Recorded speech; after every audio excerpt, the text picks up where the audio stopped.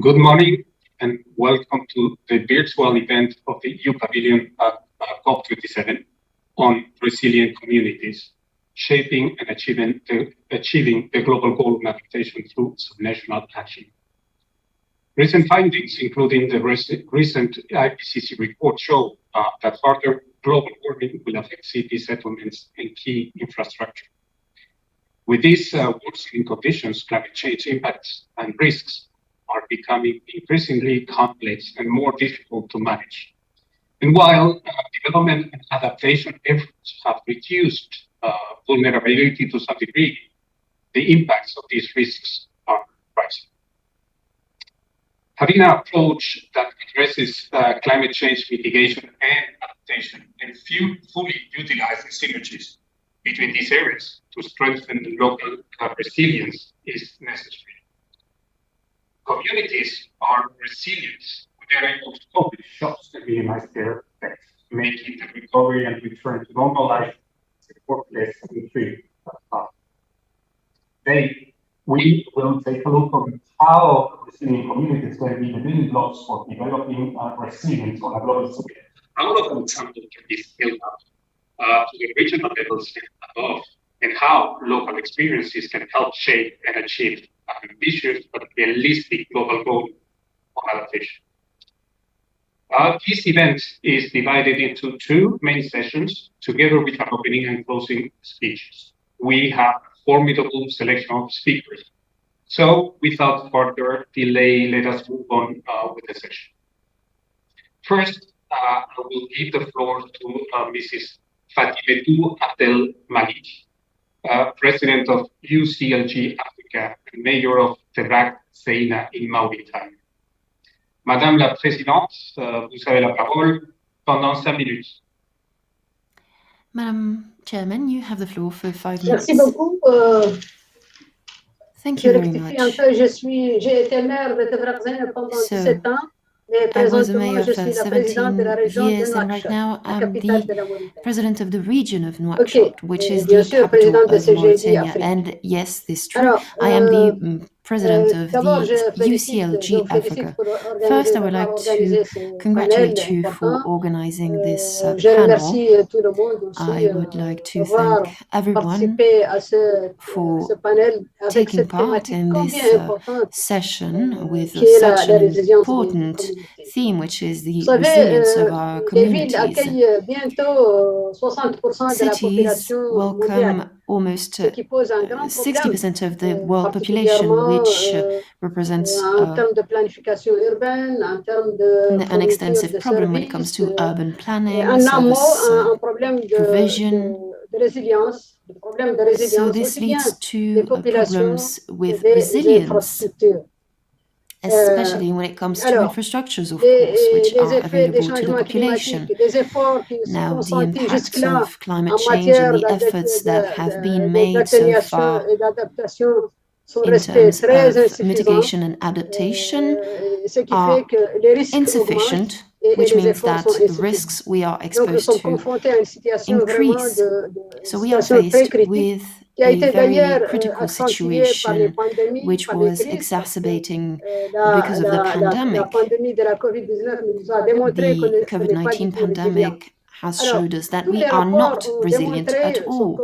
All reports have demonstrated that we are in a situation of emergency.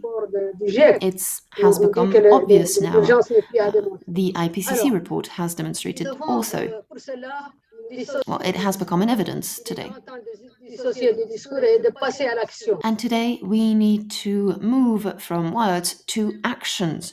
The COP25 wants to help the implementation of our actions, and we need to call on local communities as important stakeholders for the implementation of adaptation and mitigation measures, because they know the challenges linked to their territories, because they know the needs of their populations, because they are close and working on the field with these populations. So local authorities can raise awareness amongst their people They can call on them to act to fight against climate change. They can call on them to rethink their way of life, their consumption models. So all local authorities can do all this because they are close to their people. And moreover, they are constantly thinking and innovating to meet the needs of their populations. So building resilience for our populations and infrastructure is the responsibility of local authorities, because every day they are called upon to think about all of these problems. So we are trying to implement programs aiming at reducing inequalities, aiming at improving urban planning plans to make them more coherent, and to conduct actions on the field to allow for the survival of our populations, but also to make them more resilient so that they can face all the crises, they can solve all the crises that they are faced with. So as local authorities, we have to act, and we have to draw on our knowledges, which may not be specifically scientific, but which can be a knowledge of our local populations, so as to build the resilience of our populations and infrastructures. This way, we will be able to fight efficiently against the climate change, because climate change is a territorial challenge, but also a challenge for women. I say that very often because women and youth have a very important role to play in the fight against climate change, because most of the time they are the most vulnerable to climate change. So only together can we change the situation, because it is now high time for us to act. Thank you very much. Thank you, Madam Chairman. Towards our first session, this is primarily on adaptation at the local level. The challenges that cities have in implementing adaptation policies, as well as how to overcome these challenges, and the tools that they have at their disposal. So joining us in this discussion, we are very happy to present Mr. Holger Robrecht, Deputy Director in charge of Sustainable Resources, Climate and Resilience in Italy. We also have Mrs. Elina Bardram, Director in charge of Adaptation and Resilience, Communications and Civil Society Relations in the Directorate General for Climate Action of the European Commission. And we have Mr. Marko Markula, President of the Helsinki region in Finland, Vice President of the European Committee of the Regions, and also a rapporteur of the Committee on the European Missions and the Adaptation. I will turn and start with Mr. Robrecht, knowing that ICLE is a key network when it comes to local climate action, both in Europe and at global level. So in the area of adaptation to climate change, ICLE also supports many tools and projects in Europe. Which are the main takeaways of these good practices, and can they benefit adaptation at the global level? The floor is yours for 7 minutes, Mr. Robrecht. Thank you so much, Mr. Chair, and good morning to all. It feels like a little bit of a fireside chat in this early Saturday morning, because we have many friendly organizations around this table. Of course, you mentioned ICLE being a leading network of local and regional governments in this, the area of sustainable development, with more than 2,500 members in our network. We believe actually that sustainable development is the only one model of development in this 21st urban century. I would like to elaborate a little bit on the way that we do our work around adaptation and resilience, that partly connects to advocacy work in Europe, but also globally. In Europe, we contribute to the development of the EU strategies related to adaptation and resilience, starting by such as the EU Green Deal, but also a deep engagement in the climate adaptation strategy for 2030 in Europe, always with a view to the way it can be implemented in and with and through local and regional governments in the European region. We also engage in, and I believe that Elina Badran will allude to that one, the different missions related to climate that we have in the European Union, and I will also come back to that in a sec. Being the LGMA focal point in the UNFCCC process, we promote the Race to Resilience initiative to help accelerate climate and resilience action in cities in alignment with the Paris Agreement, of course. And in this very COP27, we have the honor to help launch the Search initiative on sustainable urban resilience for the next generation, which is an initiative by the Egyptian COP27 presidency. And ICLEI has the honor, together with UN Habitat, to facilitate this important initiative, which has the objective to enhance and accelerate local and urban climate action through multi-level governance. I believe there will be talk in this session, but also potentially in the whole COP around this important initiative. We partner with institutions, organizations, and networks. And this is what we believe is very, very important for all local governments, all regional governments actually to do, because they cannot do their work alone. In Europe, we co-chair, for example, the UNDRR Making Cities Resilient 2030 initiative, where actually it's in Europe and Central Asia, which gives a framework and platform for cities to implement resilient strategies by means of collaborating with peers in the network. We have established partnerships with institutions such as DG Klima, Elina will follow me, but also the European Environment Agency or the investment banks in Europe, which is very important for us as well, because that is sort of opening channels also to support the financing to implement resilience and adaptation activities. But we also have a memorandum of understandings with the Committee of the Regions, and I believe the one that we have in Europe was established with Marco Makula being the president of the Committee of the Regions. So Marco, welcome also from my side to you here.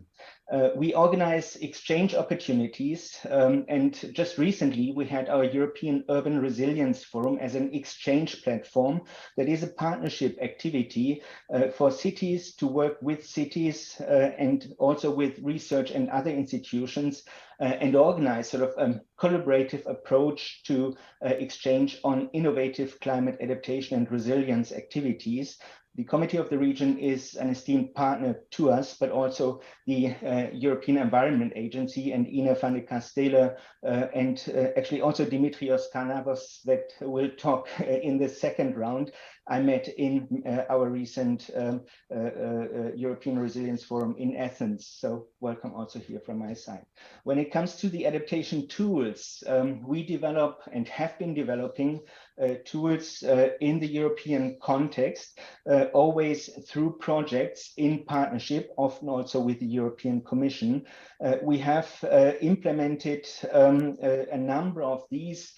For example, the first of its kind EU Cities Adapt project, which helped cities actually to explore how an integrated adaptation journey approach can be developed and implemented with support from the European, previously Horizon 2020, now Horizon Europe research and innovation projects. We collate and compose partnership projects with cities and knowledge partners and have implemented, I just flagged a couple of them, projects like RESIN or Smart Material Resilience to develop specific tools to support the resilience management approach, such as a maturity model for adaptation and resilience or an internet portal or an adaptation options catalog. Other projects such as ARC helped us to develop specific tools and a suite of tools for cultural heritage sites that are exposed to climate change. And in projects such as the Network Nature or Connecting Nature, we have been exploring the opportunities that are in innovative nature-based solutions to support ecosystem-based adaptation in the urban development context. Now, very recently, and here I'm coming back to the EU mission on adaptation, we have started 5 projects that are sort of building blocks to help implement the EU mission on adaptation, and we believe that these projects, or this portfolio of projects, will help European vulnerable regions to actually organize a transformative adaptation pathway approach. With the European Bank for Reconstruction in their Green City Action Plan program, we have implemented also activities to understand the environmental and climate risks and how these reflect on activities and actually also the budgets of municipalities. I think these are all very important experiences. When it comes to the takeaways, we believe from this we have learned that mainstreaming of adaptation and climate resilience is possible by using a copy and paste, actually a copy and adapt approach, but also it should be facilitated. Successful adaptation will mean to raise resilience and social security, health of people while maintaining municipal services. It can be done by efficiently using resources and finding even support by community citizens and businesses when we go smart, fast, and actually systemic. We need to use, and this is one of the experiences we have made, an integrated transformative approach to resilience management, which uses a backcasting, forecasting methodology that establishes short-term action embedded in long-term development visions. I think I should come to close and would like actually to just flag one element that is benefiting the adaptation at global level.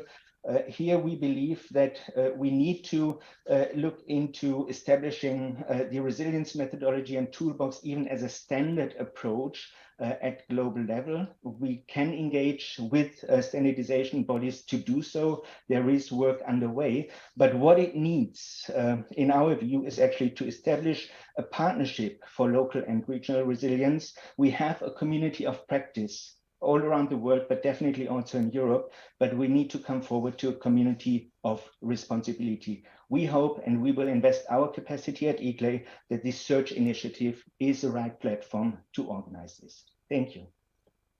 Thank you very much, Mr. Robert. Now we turn to the European Commission, Mrs. Elina Bartra.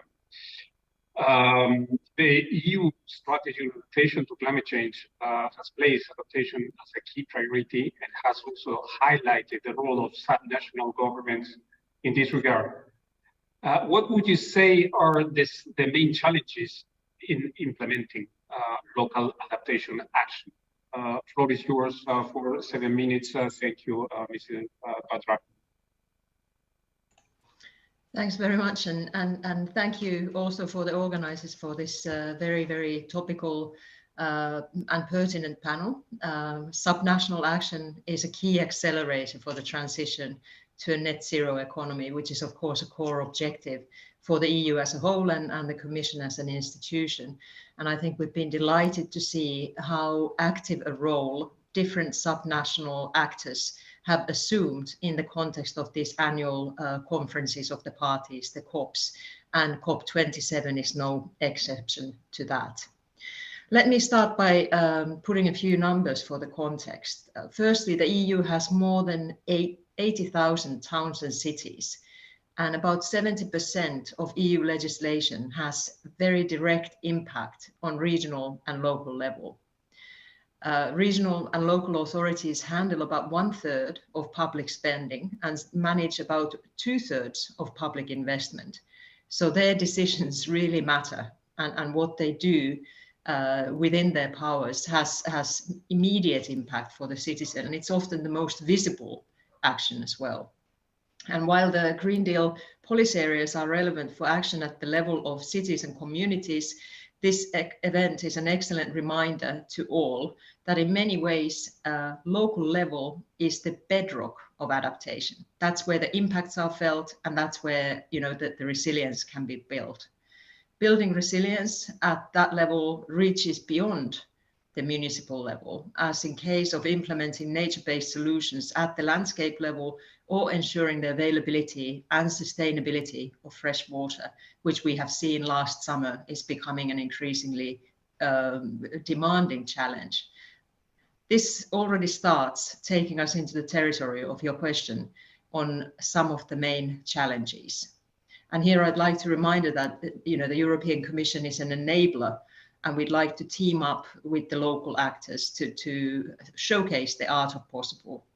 What I propose is that I first summarize the insights that we have gained in this area directly from local authorities, and Holger already spoke to many of those, and then equally briefly signpost some of the ways in which the Commission is supporting resilience.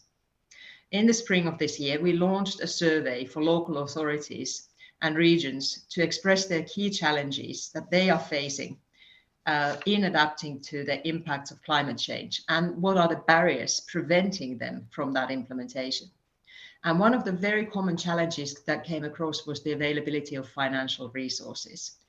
And for this end, we are, of course, organizing a lot of outreach events to help subnational governments to access the resources they need, whether it be from regional, national, or European funds, or from other partners such as European Investment Bank or private sector. We have dedicated technical assistance on this, which we will be providing also in the context of mission implementation platform. Availability of scientific data, risk assessment, and knowledge are also often identified as challenges, and our questionnaire was no exception. And similarly, plans that are in progress for key partners to provide support directly to the regions and local authorities. Data is available, but the access may be a problem. And finally, one of the most frequently cited challenges was the support of the local and regional community and citizen support. And here, the European Climate Pact and the pilot projects under the so-called Horizon Europe missions, which Holger also mentioned, are very important initiatives. And I will say a couple of more things about that in a minute, so that we can enlighten a little bit on that dimension. The Commission is supporting local resilience through many initiatives and programs. We have the Covenant of Mayors for Climate and Energy and its policy support facility, and the missions on adaptation to climate change and for climate neutral and smart cities, and of course, finally, the Climate Pact. On the Covenant, I'd just say that it's the world's largest movement for local and climate and energy action. Across the EU, it already involves more than 10,000 municipalities covering more than half of the EU population. These municipalities commit to the energy transition with the ultimate goal of achieving climate neutrality and climate resilience. The EU extension through policy support facility specifically supports municipalities to adapt to the expected inevitable changes in climate. And on the adaptation missions then, this is a key element of the EU's 2021 adaptation strategy. It aims at helping at least 150 regions and communities to adapt towards climate resilience. And it is meant to demonstrate at least 75 large-scale systemic transformation actions on the ground by 2030. Regions, cities, and local authorities need to be in this driving seat. The real strength of the missions is in the establishment of community practice on adaptation. And while embarking on this transition is a challenge, it's also an opportunity for both private and public sector to support, take up, and scale up innovative solutions, new business models and practices, and that's our aim. The total number of signatories to the Mission Charter now stands at 215 regions and communities, and 40 private companies, service centers, research networks, and local action groups also joined the effort in improving climate resilience through Friends of Mission. Finally, a couple of words on the Climate Pact.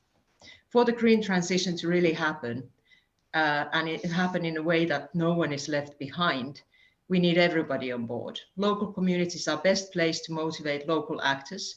And for this purpose, the Climate Pact was launched to bring together citizen businesses and local stakeholders. As a part of the Green Deal, we've launched the European Climate Pact, and it's intended to build greener Europe and achieve sustainable development goals. Every action matters. The European Climate Pact has joined forces with global campaign Count Us In to mobilize some billion people across the world to make changes that matter. As an individual, anyone can take action and commit to one or more of the 16 concrete impactful steps: walking, cycling, flying less, cutting wood waste, greening, and other activities. I would like to conclude here, but I just want to emphasize the importance of alliance building and partnerships between regulators, public actors, private sector, and indeed the citizen, and the empowerment that really matters through those partnerships and alliances. I'll end here, and it's over to you. Thank you.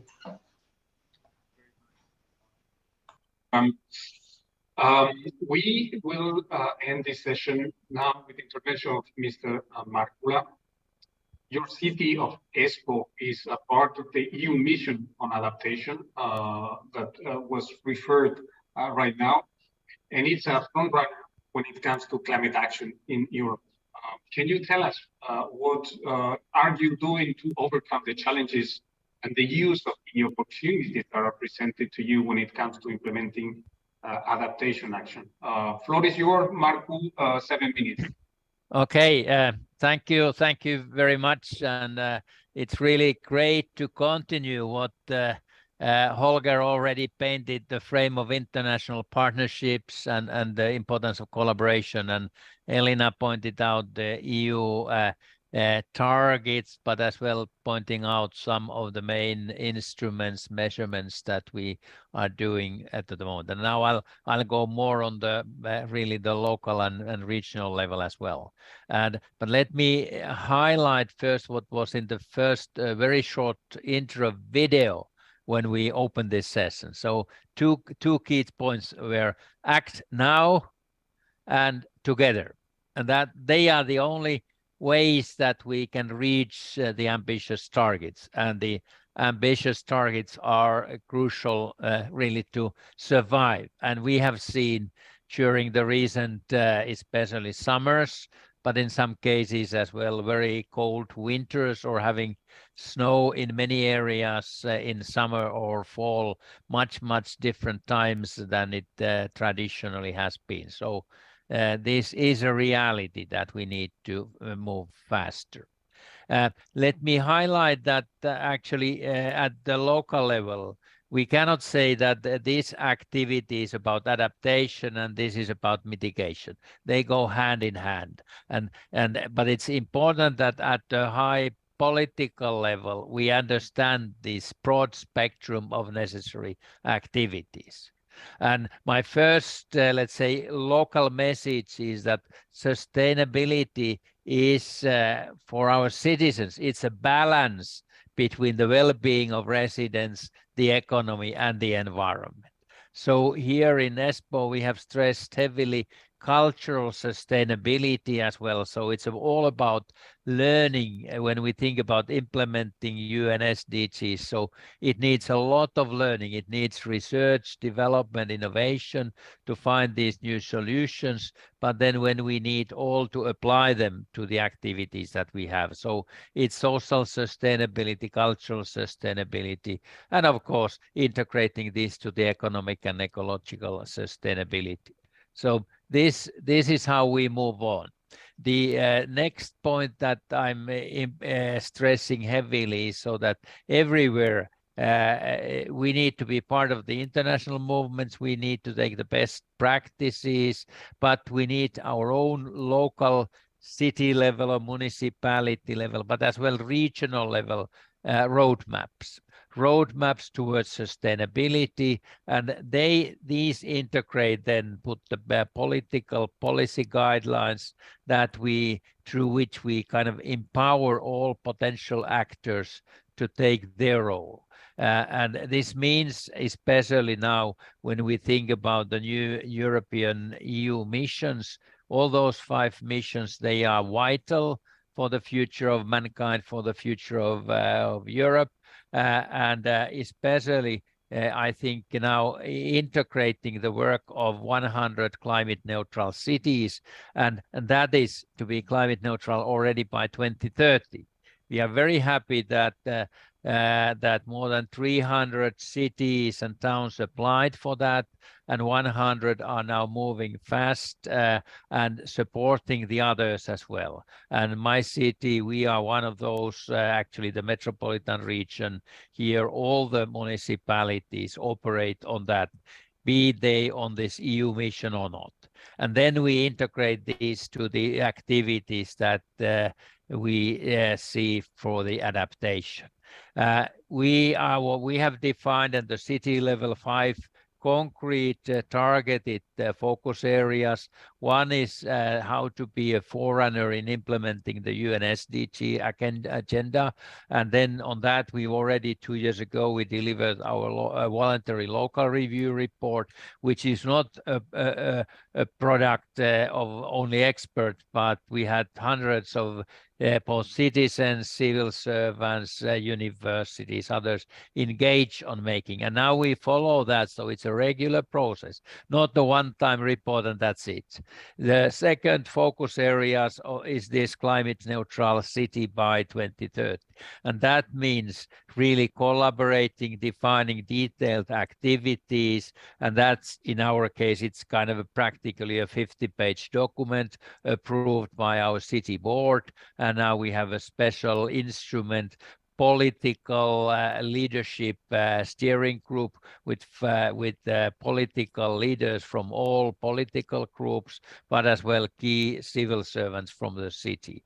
And that collaborates because the third action focus area is the whole community and residents. They need to be, let's say, acting as well sustainability, and that starts from the kindergarten level, showing what we can do and how to move on.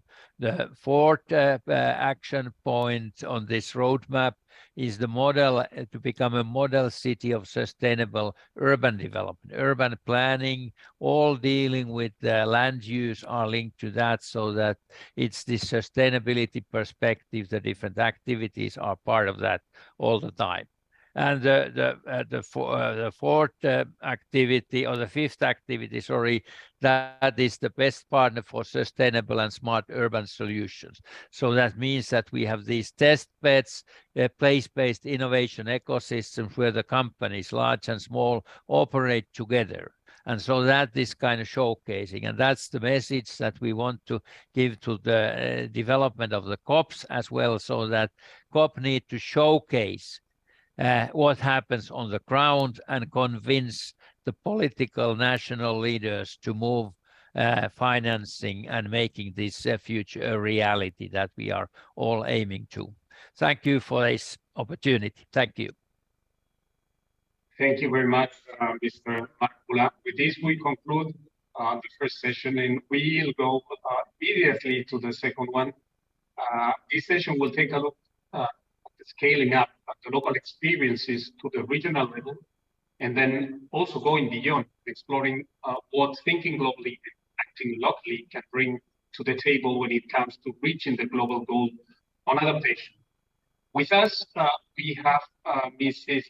Ine van de Castelle, expert in climate change and subnational adaptation from the European Environment Agency. And we also have Mr. Dimitrios Karnavos, Mayor of Kalitea in Greece and member of the European Committee of the Regions. We'll start with Mrs. van de Castelle. The European Environment Agency is a key actor when it comes to promoting and tracking adaptation action in Europe.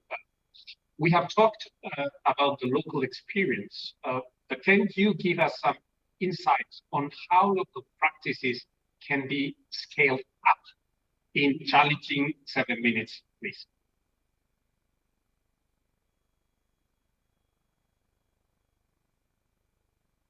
You are muted.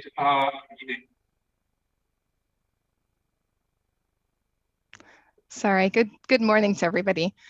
Very happy to be here with you from Copenhagen today. I would very much like to echo some of the messages that the previous speakers have said. I'm very happy to be in the room with all of you today. And the first thing I would like to say is that a lot of the messages now are very much on the urgency of the situation, are very negative. It is a moment in which we really do need to take action, but I would like to also reflect on how far we have actually come.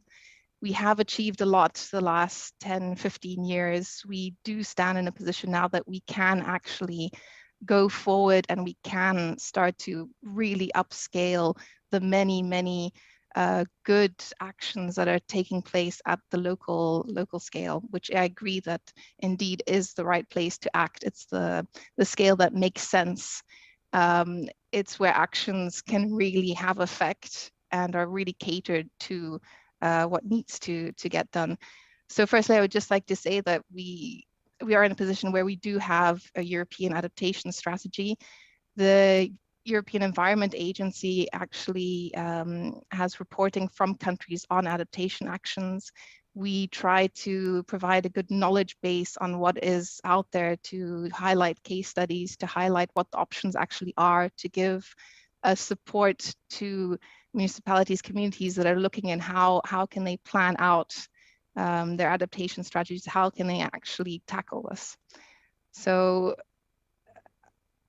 I have a short answer and a long answer. I'll stick to the short one given the time constraints. If we talk about upscaling, it's really about doing this together. It's been said already, it's all aboard. It's everybody needs to take their responsibility. Everybody has a role to play. We need to understand that role and move ahead. We do know a lot about what needs to be done. And now it's a matter of getting the momentum, getting the ball rolling, and actually taking that action to the regional, national, European, and a global level. So altogether for me means that the government has a role in regulation. The private sector has a role in perhaps taking over some of the financing, mainstreaming it. The citizen and industries both have a role in making that behavioral change, taking the steps that they can do. Again, they need to be enabled, they need to be given the environment in which to be able to do that. An example is that now I finally in Copenhagen feel that I can live without a car. That is not something I can do necessarily everywhere. So a person, a company needs to be enabled by the structure around it to be able to do these things. Then we know a lot about what actually works already. We need to focus on actions that do no harm, actions that increase quality of life. Sustainability doesn't mean that we have to reduce our quality of life. There are options that improve nature, that support our biodiversity.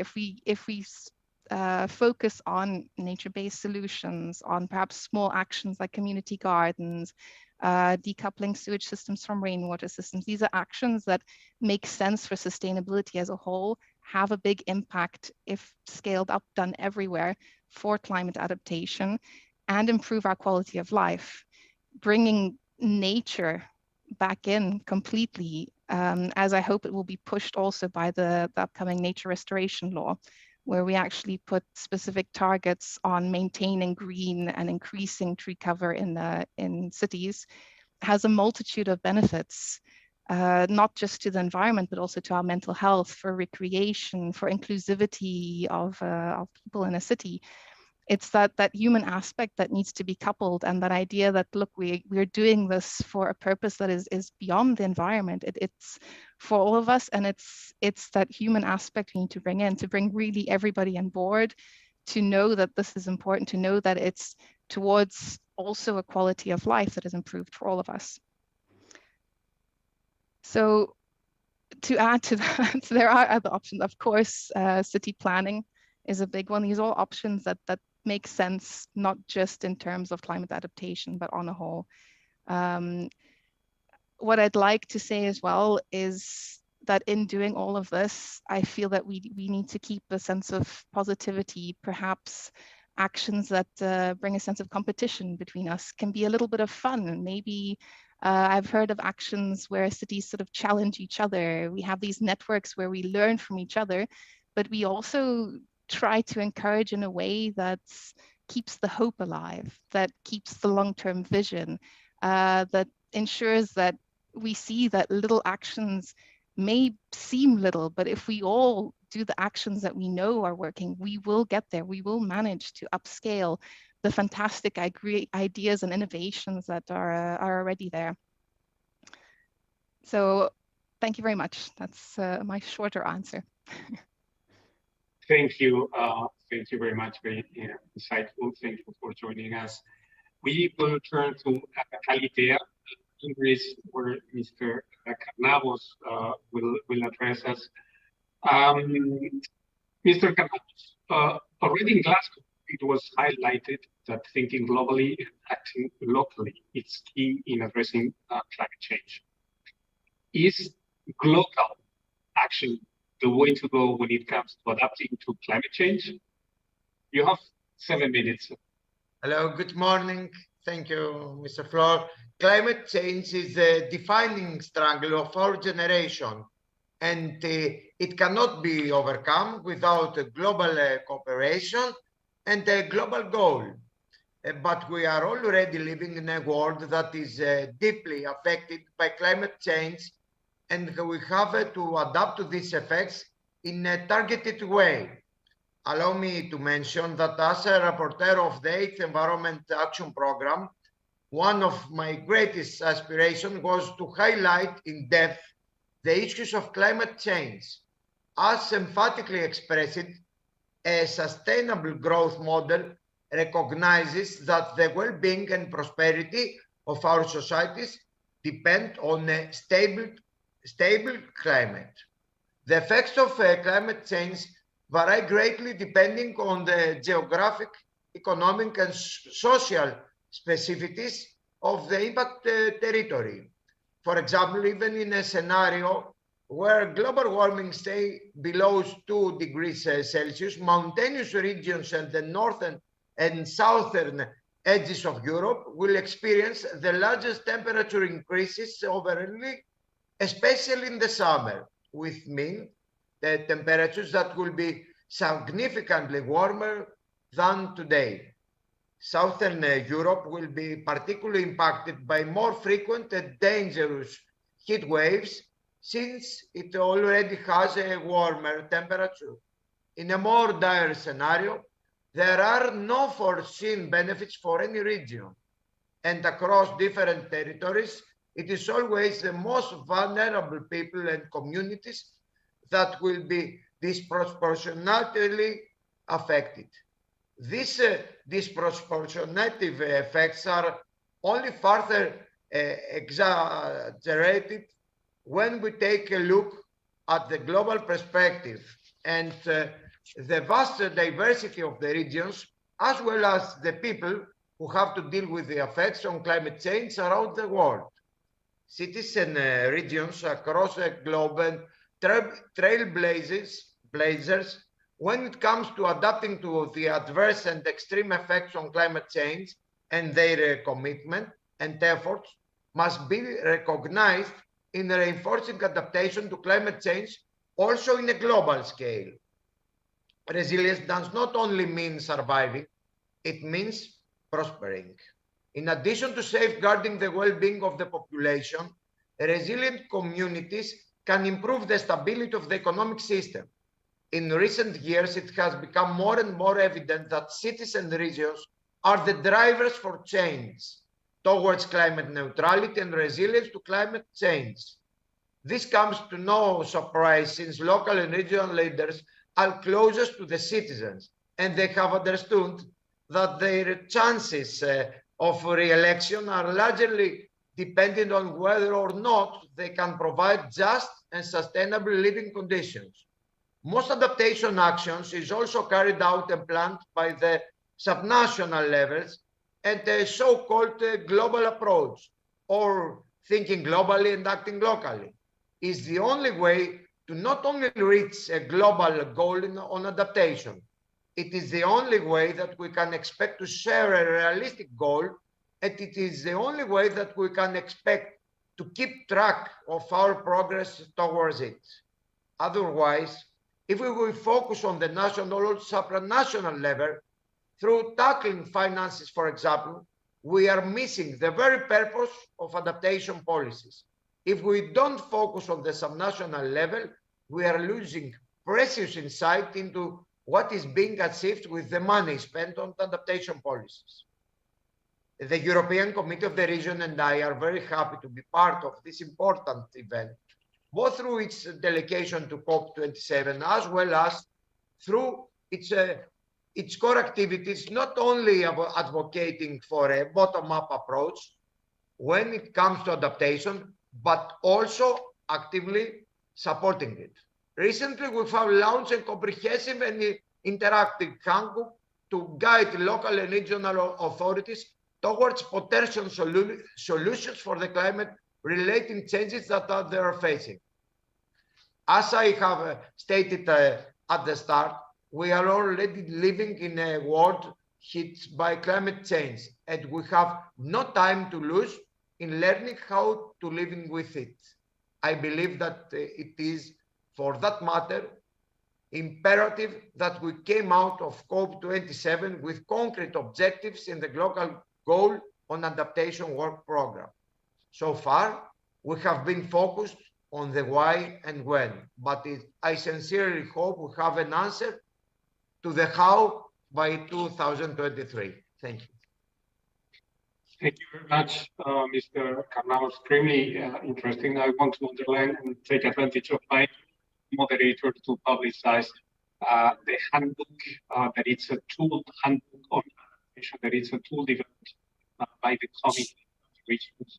And I will encourage you to go and consult, because it's a reference on adaptation. Thank you, all the intervenants, and we turn now to the Basque Country. So this is Amaya Barrero, Deputy Minister of Economic Development, Sustainability and Environment. And she is also representing regions. Señora Barrero, tiene la palabra 7 minutos. Merci beaucoup. C'est pour moi un plaisir d'être avec vous dans cette demande. Oui. Et le Pays Basque a commencé à renforcer la gestion du Sharm-el-Sheikh. The Basque Country has started to launch actions in 2022 to become today a region that's advanced in climate actions. Our first Prime Minister offered in 2019 to make our region a neutral territory by 2050. The regional government said that it's particularly important to have objectives for policy. We need precise diagnosis to adapt. In the Basque Country, we follow the way that the EU opened in the COP27. We have accelerated our adaptation efforts in reducing emissions urgently. The challenges today are coordinated, and we are trying to adapt the projects on the territories.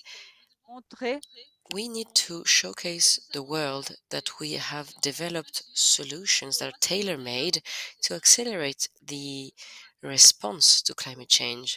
For the Basque Country,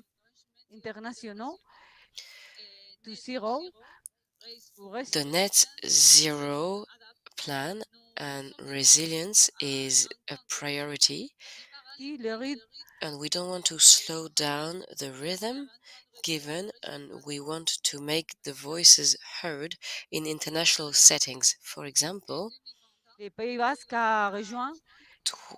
in 2021, the Basque Country joined the European Green Deal to to have a more sustainable development along with the Basque Green Deal, with the objectives to reduce the emissions and to create renewable energies. There is also participation on sustainability and climate change. Cooperation is essential. In 2021 as well, we have presented the first project of the law on climate change and energy transition for the Basque Country. The law will be the framework to reach the neutrality objective to become a more resilient territory. Regarding the adaptation, the goal of the law is to promote adaptation to climate change. In 2021, we also approved the energy transition plan that allows us to move aligned with the EU in other sectors.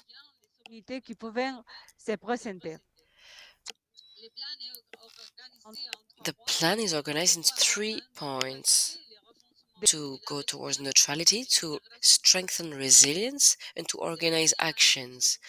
This last year, we have developed several deals thanks to technological agents, to universities, and this was coordinated by the government, the project Life Urban Klima, and we also had a call for tender to develop innovative projects, and this shows how we try to adapt to climate change.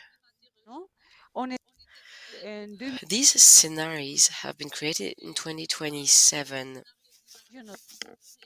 Once they were created, the next step was to have more knowledge on adaptation and to review the vulnerability of the Basque Country.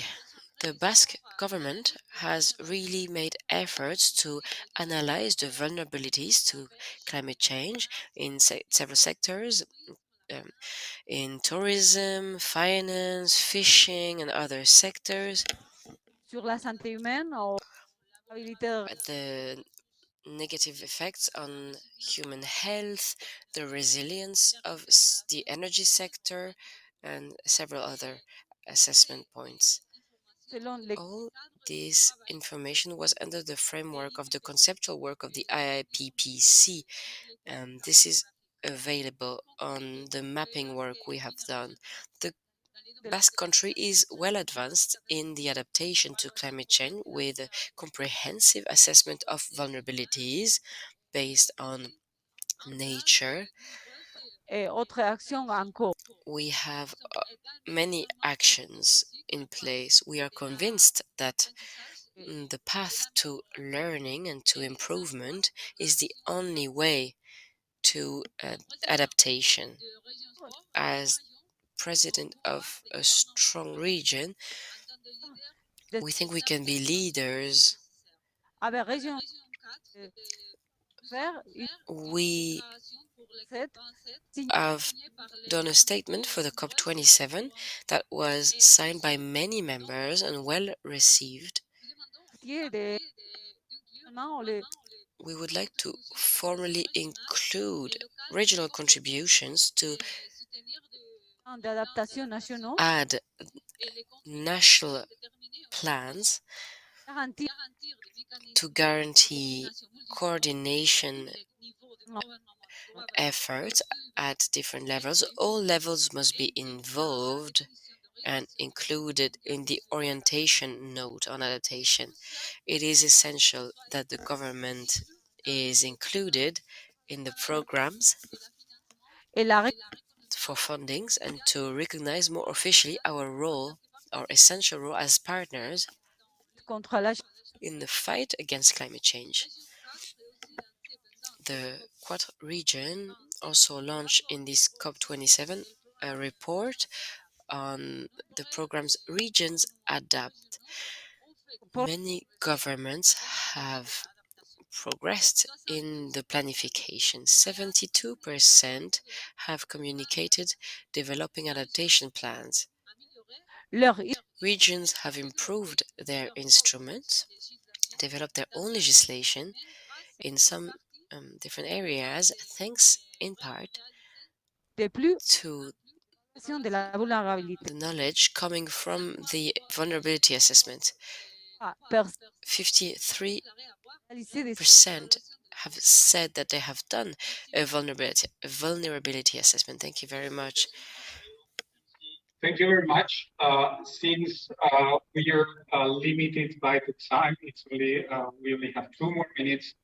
I would like to conclude with 3 main takeaways written down. So synergies between mitigation and adaptation are important. Cooperation with all stakeholders and actors to promote adaptation to climate change, and scaling up local projects. This we close these side events in the new pavilion, online pavilion of the COP27. Thank you very much.